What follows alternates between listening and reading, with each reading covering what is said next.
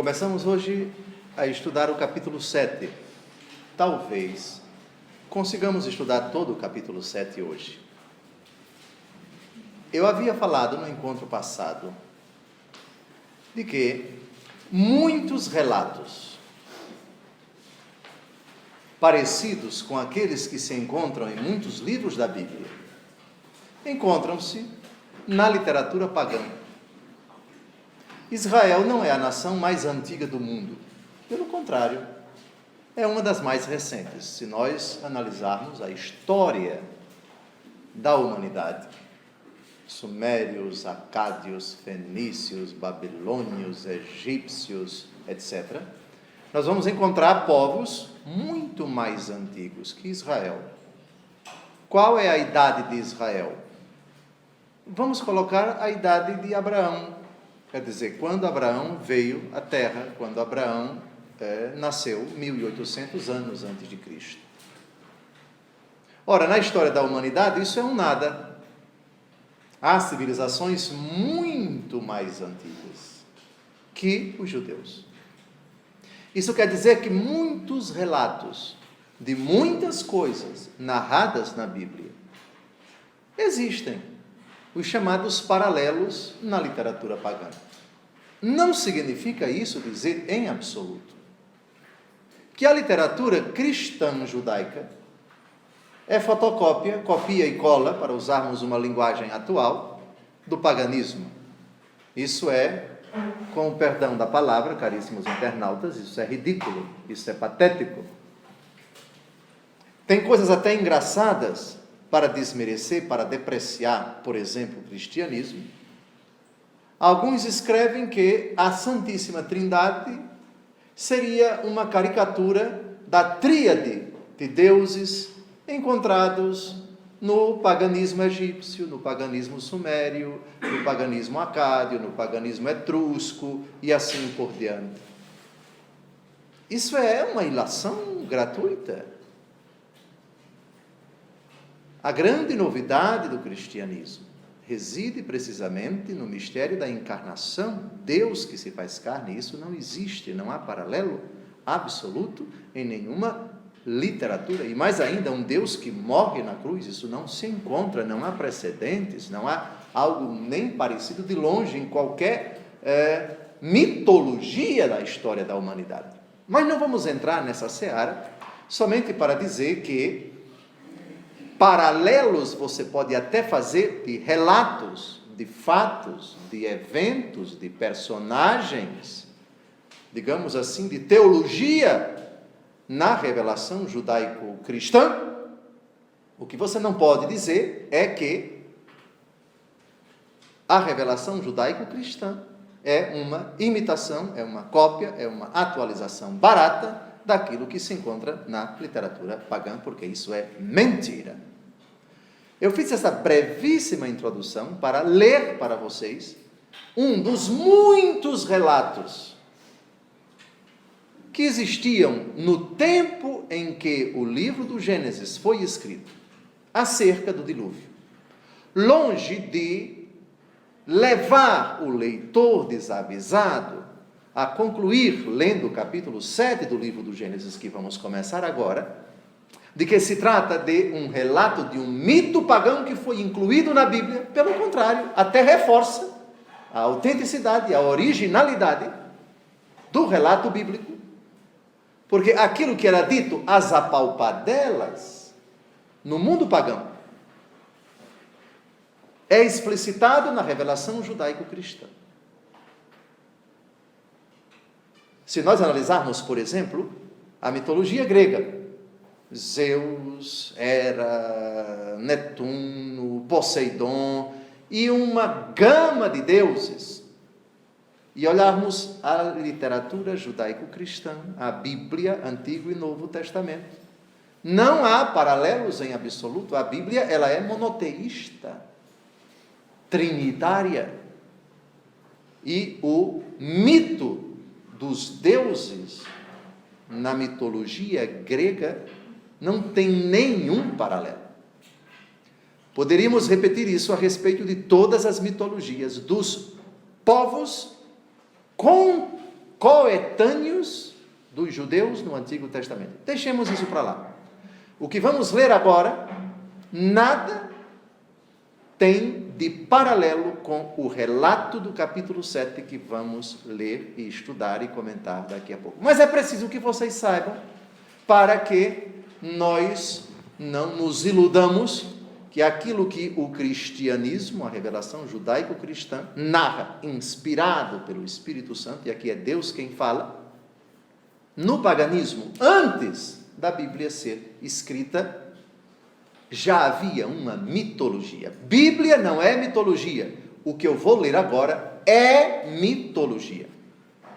O dilúvio no poema de Gilgamesh. O Tanapshtim, o herói do dilúvio, disse a Gilgamesh: vou revelar-te, Gilgamesh, algo oculto, e o segredo dos deuses a ti quero contar. Shurippak, a cidade que conheces e que está situada à margem do Eufrates, esta cidade é antiga, é lá que estavam os deuses. Então, essa literatura surgiu ali na Mesopotâmia, onde hoje é o Iraque. Há muito, muito, muito tempo antes do relato do capítulo 7, do capítulo 8 e do capítulo 9, que vamos começar a estudar agora. Suas más disposições levaram os grandes deuses a desencadear um dilúvio, mas o deus Ea quer salvar o Tanapshtim. Ele diz, quebrando o segredo: homem de Shurippak, filho de Ubar-Tutu, passa a demolir tua casa, constrói um barco, renuncia à riqueza e busca a vida, despreza os bens e conserva a vida, faze subir a barca viventes de todas as espécies, que da barca que construirás as dimensões se correspondam, que sua largura e comprimento sejam iguais. No quinto dia eu tracei os contornos, sua superfície era de um campo, suas paredes de 10 perchas de altura cada uma, cada pé direito era igual a 10 perchas. Eu o carreguei com tudo que eu tinha. Eu o carreguei com tudo quanto tinha em prata, eu o carreguei com tudo quanto tinha em ouro, eu o carreguei com toda espécie de tudo que tem vida. Fiz subir na embarcação toda a minha família e contraparentes. Fiz subir a barca o gado da estepe, os animais da estepe, todos os artesãos. Samash, o sol, fizera-me um prazo. O chefe das trevas, pela tarde, fará chover frumento a cântaros. Entra no barco, fecha a porta. Este prazo expirou. O chefe das trevas fez chover frumento a cântaros. Eu vi o aspecto do tempo. O tempo estava terrível para se ver. Entrei no barco e fechei a porta. Aos primeiros albores da manhã, uma nuvem escura surgiu no horizonte. Haddad, o deus da tormenta e do furacão, dela trovejava, mudando em trevas tudo quanto era luz. Um irmão não via mais o seu irmão, e debaixo dos céus ninguém se reconhecia. Os deuses se amedrontaram com o dilúvio, afastaram-se e subiram aos céus de Anu. Os deuses, encolhidos como cães, permaneciam do lado de fora. Está, grita como uma parturiente, lamenta-se com sua bela voz, a soberana dos deuses. Realmente, os antigos dias se transformaram em lama, visto eu ter ordenado algo mau na Assembleia dos Deuses. Como pude eu ordenar algo mau na Assembleia dos Deuses? Ordenei um furacão para a perda de minha gente, como se eu tivesse dito: gerarei minha gente para que povoem o mar como peixes pequeninos. Os deuses, por causa dos Anunnaki, os atores do dilúvio, choravam com ela. Os deuses em pranto, seus lábios estavam febris. 6 dias e 6 noites ruge o vento, o dilúvio, a tempestade nivelam o país. Quando chegou o 7º dia, é abatido o furacão. O dilúvio, que havia combatido o combate como um exército, o mar se acalmou. Calou-se o vento mau, o dilúvio cessou. Eu olhava o tempo, reinava o silêncio, e todos os seres vivos tinham se transformado em barro. A inundação chegou aos telhados. Abri a janela e o ar fresco atingiu o meu rosto. Ajoelhei-me e sentei-me chorando. Por minha face corriam as lágrimas. A embarcação acostou no monte Nissir. O monte Nissir segurou a embarcação e não a deixou mais se mover. Quando chegou o 7º dia, fiz sair uma pomba e soltei-a. A pomba se foi e voltou. Não encontrando onde pousar, voltou. Fiz sair uma andorinha e soltei-a. A andorinha se foi e voltou. Não encontrando onde pousar, voltou. Fiz sair um corvo e soltei-o. O corvo se foi e, vendo o refluxo das águas, comeu, patinhou, crocitou e não voltou. Fiz outros saírem em todas as direções. Ofereci um sacrifício. Fiz uma oferta sobre o cume da montanha.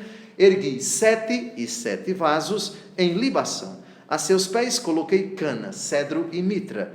Os deuses sentiram o odor. Os deuses sentiram o bom odor. Os deuses, à semelhança de moscas, reuniram-se em torno do sacrificador.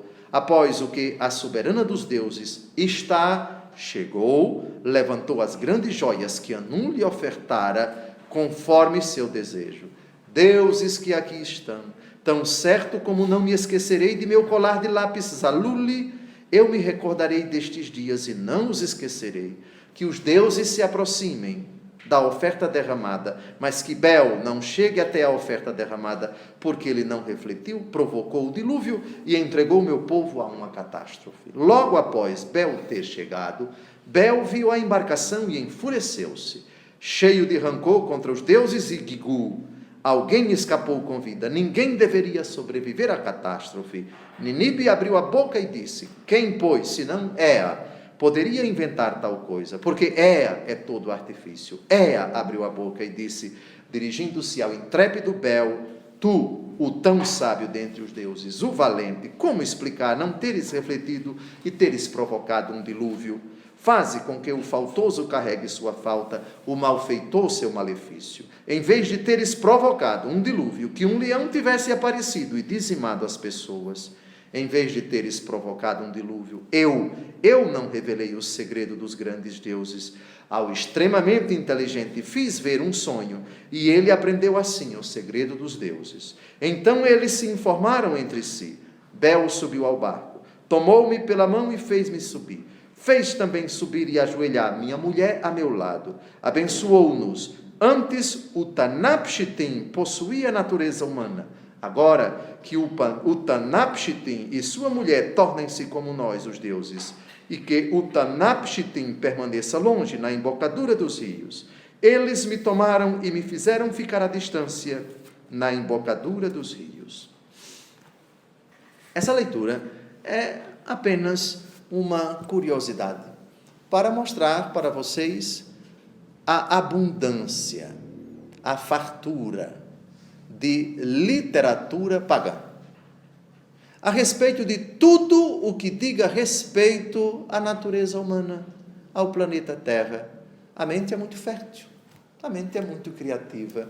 Quem lê a história dos deuses Crepúsculo, dos deuses, a Batalha dos Tronos, toda essa, digamos assim, essa cenografia hollywoodiana, não é? Que explora ad nauseam tudo aquilo que a mitologia fala. Pensemos, por exemplo, Troia, que é um mito, o cavalo de Troia, Helena de Troia, dentre muitas outras coisas. O que é a mitologia, em síntese? É a projeção no mundo, digamos assim, imaginário, daquilo que o homem imagina ter acontecido. E também procura dar uma resposta aos fenômenos cujas causas são desconhecidas. Então, é algo tão antigo quanto a própria humanidade, uma tergiversação, uma elucubração, uma dissertação mitológica a respeito de um fato. Bíblia não tem nada a ver com isso. À luz da nossa fé, tudo que se encontra na palavra de Deus é um relato absolutamente seguro, verdadeiro, veraz, que chegou até nós por obra do Espírito Santo e que foi escrito por inspiração do Espírito Santo. Ainda que a revelação judaico-cristã não seja das mais antigas, ainda que aquilo que se contenha na revelação judaico-cristã, positiva, escrita, a palavra de Deus, Antigo e Novo Testamento, tenha um certo paralelismo.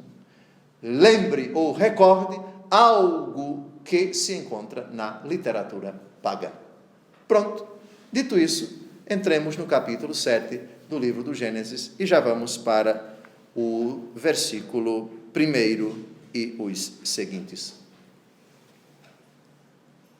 Somente lembrando em poucos segundos qual é o contexto do capítulo 6 que analisamos até o encontro anterior. A humanidade se corrompe, Deus reprova a corrupção da humanidade e diz: meu espírito não permanecerá para sempre no homem, porque todo ele é carne, e a duração de sua vida será só de 120 anos, diz o versículo 3 do capítulo 6.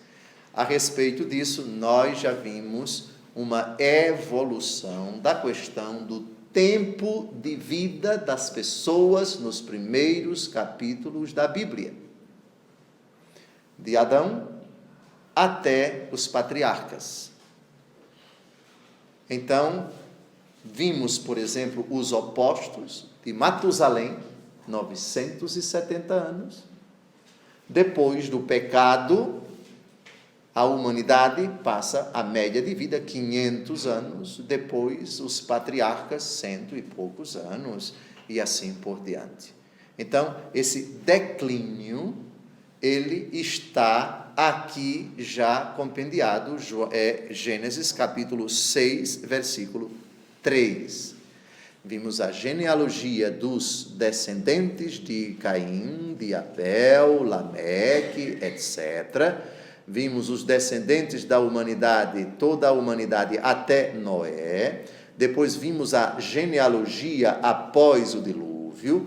E vimos algumas personagens os patriarcas, como eles viveram pouco em comparação com os heróis pré-dilúvio. Mas isso já foi assunto estudado e mastigado aqui, não vamos retomar isto. Muito bem, então o Senhor vê que a maldade dos homens é grande na terra, o pensamento do seu coração está continuamente voltado para o mal. Deus se arrepende de ter criado o homem, mas o Senhor enxergou em Noé um justo, e é a ele que o Senhor Deus se dirige, dá precisas ordens para a construção da arca, até minuciosamente, quantos côvados de largura, quantos côvados de comprimento, quantos níveis, quantos côvados de altura, etc. A ordem para colocar os animais, a família de Noé também vai entrar, porque o dilúvio vai começar. Esse foi, em poucas palavras, o resumo do capítulo 6. Entramos então no capítulo 7.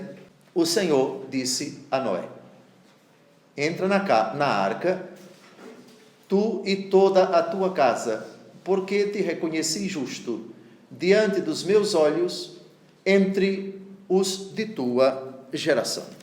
Se você confrontar, por favor, o capítulo 7, versículo 1, com o capítulo 6, versículo 8, você vai se surpreender. São duas mãos diferentes. O assunto é o mesmo. No capítulo 6, versículo 8, Noé, entretanto, encontrou graça aos olhos do Senhor. Isso é, de certa forma, repetido. No capítulo 7, versículo 1, é o próprio Deus quem diz que Noé é justo. Eu te reconheci justo. Como explicar esta, digamos assim, tautologia? Como explicar essa repetição? A explicação é simples. O capítulo 7 é de uma mão, o capítulo 8 é de outra mão. Nós já vimos aqui inúmeras vezes que os 11 primeiros capítulos do livro do Gênesis são um resultado, uma espécie de coxa de retalhos, porque havia vários relatos sobre o mesmo fato e, num determinado momento, esses relatos foram como que compendiados, foram como que justapostos, nunca contrapostos. Porém, todas as mãos escreveram inspiradas pelo Espírito Santo. Um relato é obra de Deus, o outro relato também é obra de Deus.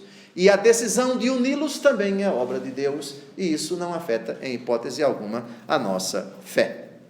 Eu te reconheci justo diante dos meus olhos, entre os de tua geração. Somente uma observação: tua casa é uma expressão que quer dizer tua família. Quem lembra, por favor, vamos ao livro de Josué, Josué capítulo 24. Porém, se vos desagrada servir o Senhor, escolhei hoje a quem quereis servir, se aos deuses, a quem serviram os vossos pais além do rio, se aos deuses dos amorreus, em cuja terra habitais. Porque, quanto a mim, eu e minha casa serviremos o Senhor. A expressão casa significa família, mas é uma expressão que é mais ampla e significa não apenas os membros que habitam debaixo do mesmo teto, na mesma residência, 4 paredes, vamos dizer assim.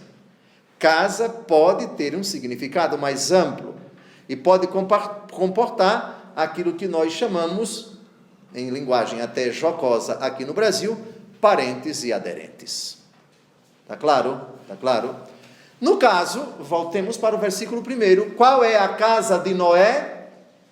Ele, sua esposa e os seus 3 filhos. Por favor, queiram dizer os nomes dos 3 filhos de Noé? Sem, Cã e Jafé. Eles já foram citados, mas vão aparecer de novo aqui. Então, entra tu e toda a tua casa, ou seja, tua família toda entra logo na arca. Pulemos para o versículo 2. De todos os animais puros, tomarás 7 casais, machos e fêmeas. E de todos os animais impuros, tomarás 1 casal, macho e fêmea. Das aves do céu, igualmente 7 casais, machos e fêmeas, para que se conserve viva a raça sobre a face de toda a terra. Alguém pode descobrir nesses versículos que nós acabamos de ler alguma repetição? Deem uma olhada, por favor, no capítulo 6, versículos de 20. Só o versículo 20. Nós já vimos que o capítulo 6 é de uma mão. Foi escrito por uma pessoa diferente da pessoa que escreveu o capítulo 7. Vamos dar uma olhadinha, todos em voz alta. Gênesis 6, versículo 20. É uma descrição dos animais, descrição que não é exatamente igual à descrição de Gênesis 7, de 2 a 3. Todos. De cada espécie de ave, e de cada espécie de animais, e de cada espécie de animais,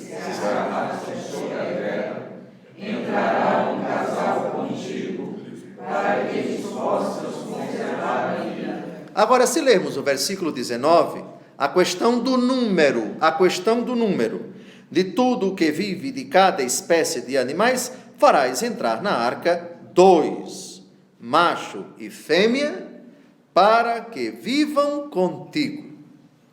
Qual é a novidade do capítulo 7, versículos de 2 a 3? Primeiro, a distinção entre animais puros e animais impuros. Para quem pensava que essa distinção era somente depois do culto, distinção essa que aparece no livro do Levítico, a relação de animais impuros que não podem ser comidos. Vamos dar uma olhadinha. No livro do Levítico, por favor, capítulo 11 do Levítico, essa distinção. O que é um animal impuro? É um animal que, em certas ocasiões, não pode ser tocado, mas com toda certeza é um animal cuja carne nunca pode ser comida. Essa distinção vigorava até nosso Senhor Jesus Cristo. No capítulo 7 do Evangelho segundo Marcos, Jesus declara puros todos os alimentos. Puros todos os alimentos. Portanto, esses animais taxados como impuros, no capítulo 11 do livro do Levítico, na nova aliança, são declarados puros por Jesus. Não é o momento de citar quais são os animais impuros. No Levítico capítulo 11. Depois vocês vão ler quais são esses animais. Mas eu evoquei Levítico 11 somente para dizer que essa distinção apareceu naturalmente na história da humanidade. Vejam que aqui nós estamos no tempo de Noé. Moisés nem existia. Milhares e milhares de anos, provavelmente depois de Noé, é que Moisés veio à existência terrena. Qual o critério para colocar os animais na categoria de puro no tempo de Noé? E quais os animais colocados na categoria de impuros? A Bíblia não diz. Somente registra que puros e impuros devem entrar pelo menos um casal. E a explicação é óbvia, a perpetuação da espécie. Se não tiver macho e fêmea para se cruzarem, para copularem, a espécie vai desaparecer. Essa é a primeira observação da distinção entre puros e impuros. A segunda observação é a novidade em comparação com o capítulo 6, 7, atenção, 7 casais, machos e fêmeas, das aves do céu. Da mesma forma que no versículo 2, 7 casais de animais impuros. Aqui a simbologia dos números que já vem aparecendo com relação ao número de anos. Simbólicos, por favor. A gente vai ver que quando o dilúvio acontece, o patriarca Noé tem cerca, se não me engano, vamos ver ainda nesse capítulo, 600 anos. 600 anos. Já vimos o significado desse número exagerado. Número exagerado porque estamos num capítulo repleto de simbologia. Muito bem. Então temos uma novidade: 7 casais, 7 puros, 7 impuros. Sem dizer exatamente quem são os puros e quem são os impuros. Versículo 4.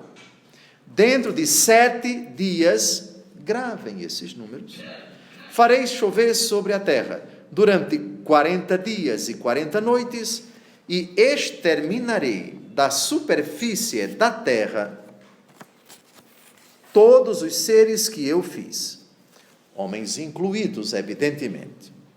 Noé fez tudo o que o Senhor lhe tinha ordenado. Bem, agora eu quero que vocês deem uma leitura lá no versículo 16. Vejam, lá no versículo 16. Porque agora no versículo 6 se dirá: Noé tinha 600 anos quando veio o dilúvio sobre a terra. Lá no versículo 11, no 17º dia do ano 600 da vida de Noé, romperam-se naquele dia todas as fontes do grande abismo e abriram-se as barreiras dos céus. A chuva caiu, etc, etc, etc. Leiam agora com atenção o versículo 16 e vocês vão me dizer: mas que coisa estranha. Tem alguma coisa que não está batendo aí. Vejam, o dilúvio aconteceu. A água torrencial já caiu. 40 dias e 40 noites, diz o versículo 12, gravem o versículo 12, olhem lá, e vejam o que aparece no versículo 16. Quem pode dizer qual é a idiosincrasia? Quem pode dizer qual é a coisa que não bate bem? Podem dizer. O Senhor fechou a porta da água. Pois é, descobriu, matou a charada. Perfeito. Ora, narra-se o dilúvio, acontece toda a tragédia, a hecatombe, e só no versículo 16 é que diz que o Senhor fechou a porta. Mas, meu Deus, deixou a porta aberta e não entrou água de jeito nenhum. Qual é a explicação? É muito simples. Aqui nós temos uma terceira mão. E o compilador final não se preocupou com essa ordem. Digam-me com sinceridade, essa afirmação que está no versículo 16, e o Senhor fechou a porta atrás dele, não foi nem Noé. Noé não podia fechar, foi o Senhor Deus mesmo. Eu vou fechar, viu? Porque a água agora vai cair. onde ficaria bem essa frase? Por favor, digam, para ganhar uma passagem para Maceió a pé. Vamos ver onde ficaria. Ficaria no versículo 5. No meu entendimento, ficaria no versículo 5. Noé fez tudo o que o Senhor lhe tinha ordenado, ou seja, colocou os animais para dentro, ele entrou com a família, agora pronto, Senhor, pode trancar, porque já está todo mundo aqui, e o Senhor fechou a porta. Então, vejam, aqui não se trata de um equívoco, por favor. A Bíblia, malgrado ser toda ela inspirada, foi escrita por pessoas com suas limitações. Quem já não cometeu, não digamos assim, esse erro, mas essa impropriedade? Você escreveu um longo texto. Todos vocês que trabalham, que já trabalharam, que trabalham, que às vezes precisaram digitar um texto demorado, enfim, e às vezes colocaram uma frase que não ficava bem aqui, era melhor colocar ali, ou a frase não está bem colocada aqui no meio, é melhor botá-la na introdução, não, essa aqui fica melhor na conclusão. Mas o cansaço, você lê, relê 3, 4, 5, 6 vezes, fica um caco, como dizem os jovens, arrasado. Lê 500 vezes, agora está bem. Quando menos espera e publica o texto, manda o texto para o professor, ou faz a apresentação, mas eu não devia ter, isso aqui não ficou bem? Isso também acontece na Bíblia, por favor. Mas não compromete, por favor, em absoluto, a inspiração bíblica. Portanto, um Caxias, um cri-cri, que olha a Bíblia desta forma, precisa considerar também que se trata de um texto sagrado e que isso não afeta de forma alguma a inspiração bíblica, a revelação sagrada que subjaz na redação, na compilação e, digamos assim, no fechamento do versículo, do capítulo, do livro ou de toda a Bíblia. Por favor, por favor. Muito bem.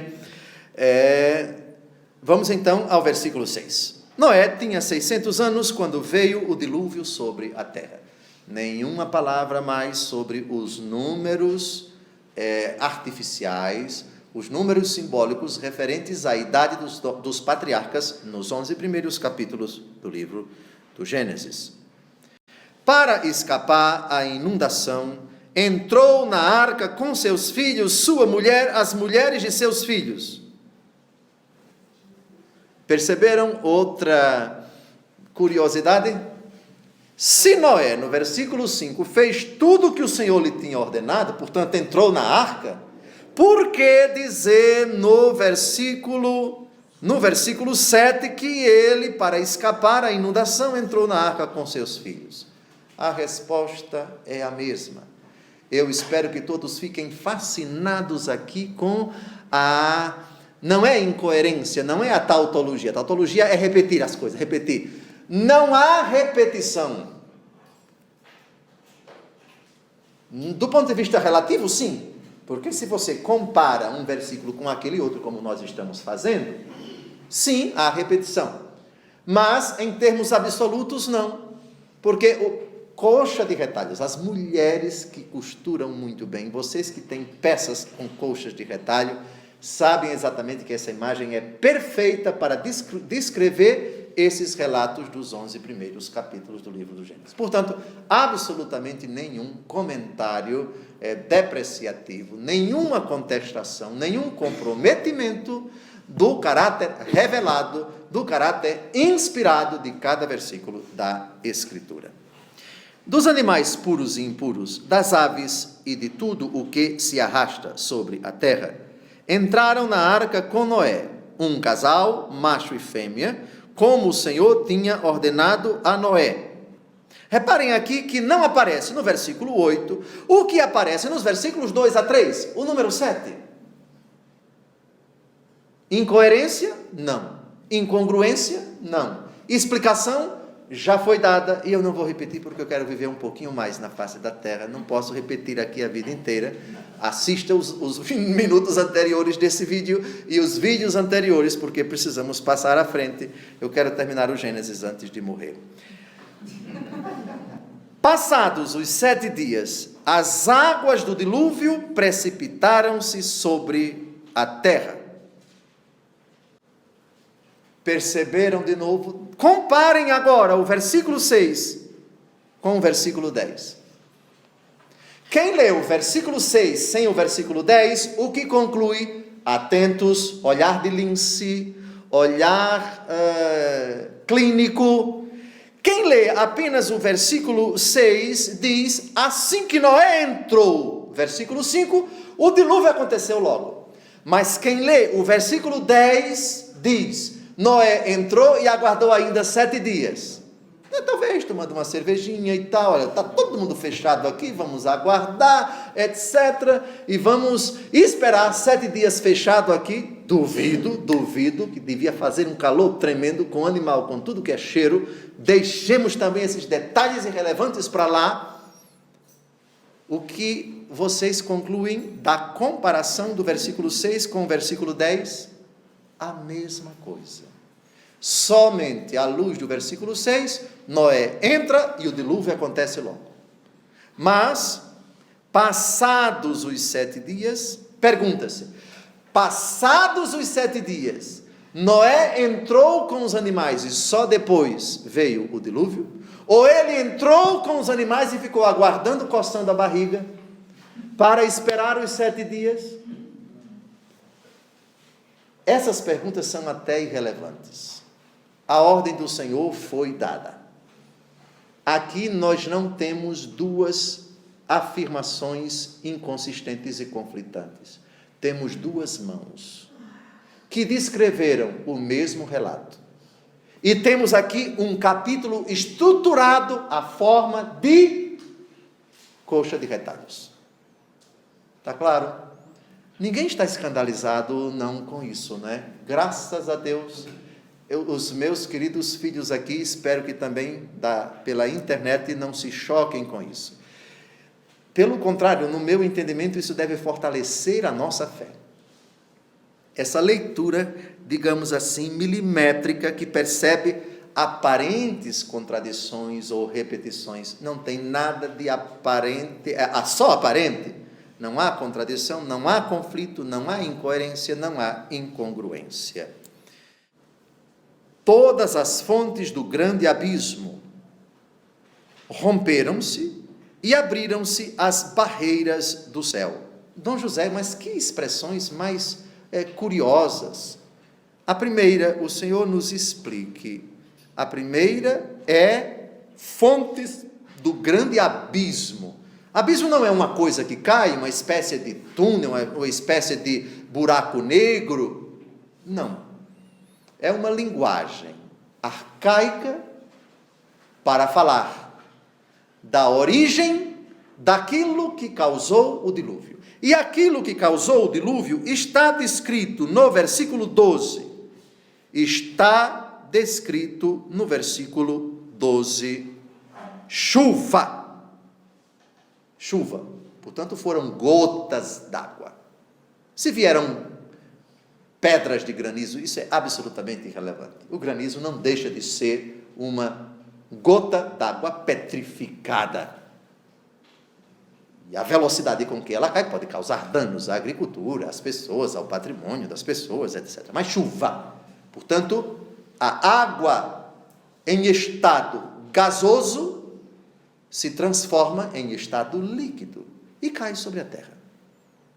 Agora vamos ao capítulo 1 do livro do Gênesis, versículo 7. Porque essa expressão curiosa, que não faz parte do nosso vocábulo, da nossa linguagem, ela tem uma explicação. Gênesis capítulo 1, versículo 7. Deus, em voz alta, Deus fez o firmamento e separou as águas que estavam debaixo do firmamento daquelas que estavam por cima. Dom José, e tem água em cima do céu? Em cima do firmamento? Tem, em estado gasoso. Ora essa. A água que chega até nós é estado líquido. Mas existe a passagem do estado gasoso para o líquido, liquefação, do líquido para o sólido, solidificação, do sólido para o gasoso é o quê? Eu sabia o nome, já esqueci. Pois bem, muda-se tranquilamente de um estado para o outro, dependendo da temperatura, da umidade relativa do ar, das condições circunstantes, etc, etc. Portanto, o versículo 7 fala realmente de mananciais que existem acima do firmamento. E não é somente naquilo que está abaixo da camada de ozônio. Por favor, a astronomia também explica que fenômenos para além da estratosfera, da ionosfera, da não sei o que esfera, são os vários níveis, não é? Fenômenos podem influir na quantidade de gás, na quantidade de água em estado gasoso da nossa atmosfera. De novo, versículo 7. Então, aqui é a distinção entre as águas que estão abaixo do firmamento, entendamos os mananciais de água doce, de água salgada, os rios, os riachos, as fontes, os mares, etc. E as fontes de água que estão acima do firmamento e que são essas descritas no capítulo 7, versículo 11. Romperam-se naquele dia todas as fontes do grande abismo e abriram-se as barreiras do céu. Por favor, não interpretemos aqui barreiras como no sentido lá da Samarco, ou nas Minas Gerais, ou algum dique, ou alguma... Por favor, isso aqui é uma linguagem figurada para dizer as águas estão retidas por especial providência de Deus, e Ele, quando quer, autoriza que elas caiam, e ponto final, e nada mais é o sentido deste versículo. A chuva caiu sobre a terra durante 40 dias e 40 noites. Quais os números simbólicos que já apareceram aqui nesse capítulo? 600, versículo 6, 7, versículos 2 e 3, se não me engano, e aqui já temos o 40. O número 40 é muito familiar a todos nós. Lembram do tempo da quaresma? Quanto tempo Moisés passou no monte? 40 dias. Quantos anos Israel peregrinou desde a saída do Egito até a entrada na terra prometida? 40. Quantos dias o profeta passou no monte fugindo da fúria de Jezabel? 40. Quantos dias e quantas noites nosso Senhor Jesus Cristo jejuou no deserto, sendo tentado pelo demônio? 40. Não vamos citar isto, não é? Somente para recordar um número redondo, um número que significa uma quantidade considerável de tempo. 40 dias e 40 noites. Muito bem. Versículo 13. Naquele mesmo dia, entrou Noé na arca, pelo amor de Deus. Depois de ter chovido 40 dias e 40 noites, como é que este homem vai entrar na arca? Nadando, certamente. Chega, que eu estou fora. Por favor, não interpretem dessa maneira, para não caírem na risada, porque aqui estamos diante de uma outra mão. O relato foi tão importante, foi um evento de tal magnitude, que muitas pessoas escreveram a respeito do mesmo fato. Reparem que Sem, Cã e Jafé, citados nos versículos 13, literalmente, com suas 3 mulheres, Sem, Cã, Jafé, seus filhos, sua mulher e as 3 mulheres de seus filhos, eles não são citados até agora, mas são citados aqui. Explicação? Uma outra mão. O capítulo 7 é uma colchinha de retalhos. Se, rigorosamente falando, do ponto de vista linguístico, do ponto de vista da estrutura de uma frase, de uma dissertação, etc., isso tem incoerências, a leitura da fé diz, não há incoerência nenhuma. Por isso, por favor, a Bíblia deve e pode ser lida sob muitas óticas. A ótica do linguista é uma. A ótica do, do poeta é outra. A ótica do cientista é outra. A ótica do qualquer profissional é outra. Mas a nossa ótica, a ótica que nos interessa, a salvífica, é a ótica da fé. Aqui é um relato inspirado por Deus. É palavra de Deus. E não afeta a inspiração, a constatação de que determinados textos são fruto de uma compilação, de uma justaposição, de uma colchinha de retalhos. Está claro? Muito bem. E com eles, os animais selvagens de toda espécie, os animais domésticos de toda espécie, os répteis de toda espécie que se arrastam sobre a terra, e tudo o que voa de toda espécie, todas as aves e tudo o que tem asas. De cada espécie que tem um sopro de vida, um casal entrou na arca com Noé. Se você confronta esses 3 versículos com os versículos 2 a 3, você vai perceber que a coisa não bate. A conclusão é que são mãos diferentes, são pessoas diferentes que escreveram sobre o mesmo relato. E muito tempo depois, alguém viu esses textos e disse: eu não vou jogá-los fora. Agindo inspirado por Deus, não somente quem escreveu aquele relato, não somente com aquele outro que escreveu o relato, ou um eventual terceiro ou quarto, o último, inspirado por Deus, compilou tudo. Muito bem. Eles chegavam, macho e fêmea de cada espécie, como Deus tinha ordenado a Noé, e o Senhor fechou a porta atrás dele. Como? Se o dilúvio já tinha acontecido? Essa pergunta só um desavisado faz. Eu estou fazendo aqui de forma jocosa, fazendo as vezes deles. Talvez muitos não tinham percebido essas filigranazinhas, esses detalhes, que na verdade não assustam, pelo contrário, encantam, mais ainda por um relato tão bem construído, malgrado, feito por mãos diferentes. Esse versículo foi uma mão, esse outro outra mão, até aqui vem uma mão, depois vem a outra, depois aparece a outra, e assim a coxa de retalhos vai se formando.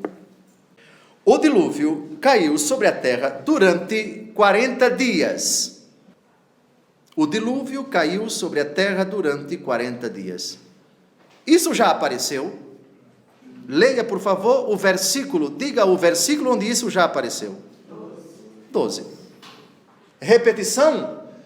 Em termos relativos, sim. Em termo absoluto, não, porque estamos diante de uma coxa de retalhos.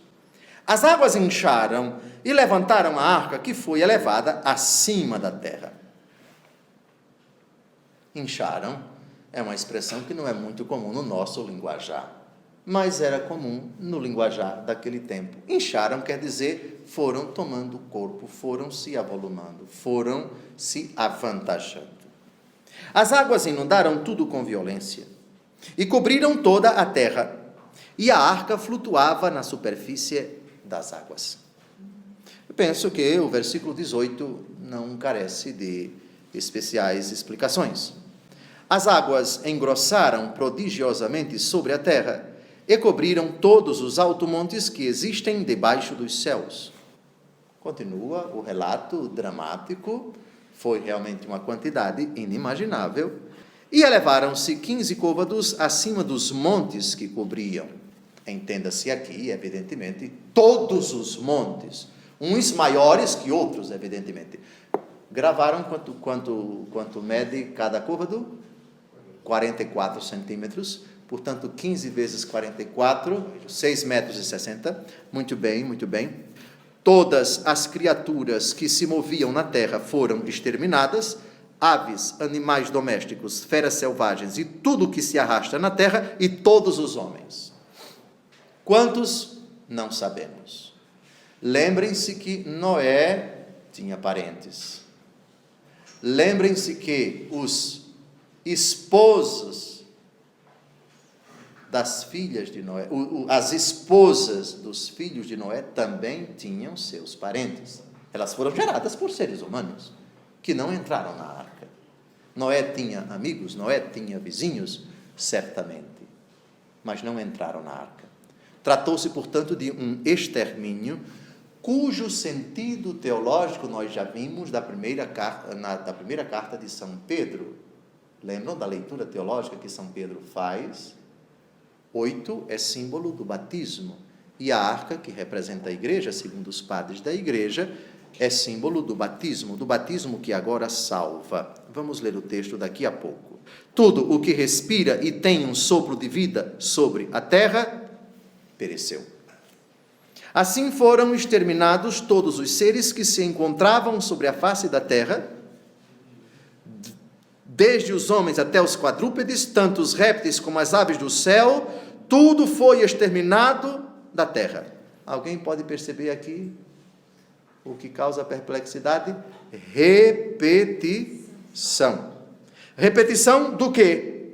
Repetição do quê? Do que está nos versículos 18 até 22. Quando termina o relato do versículo 22, começa a repetição. Assim foram exterminados todos os seres que se encontravam sobre a face da terra, desde os homens até os quadrúpedes, tanto os répteis como as aves dos céus, tudo foi exterminado da terra, só Noé ficou e o que se encontrava com ele na arca. As águas cobriram a terra pelo espaço de 150 dias. Pergunta-se, incluídos os 7 dias citados, que o Senhor prometeu dentro de 7 dias, aí a discussão é livre. Se Noé entrou e ficou aguardando os 7 dias, o texto não diz, ou se começou a chover e a quantidade é a partir do primeiro dia de chuva. Também isso é irrelevante até certo ponto. Bem, dessa forma, eu penso que conseguimos, brevemente, ler e comentar pelo menos as coisas mais importantes desse capítulo fantasticamente estruturado sob forma de colcha de retalhos. No próximo encontro, vamos falar do fim do dilúvio. Até breve, boa noite.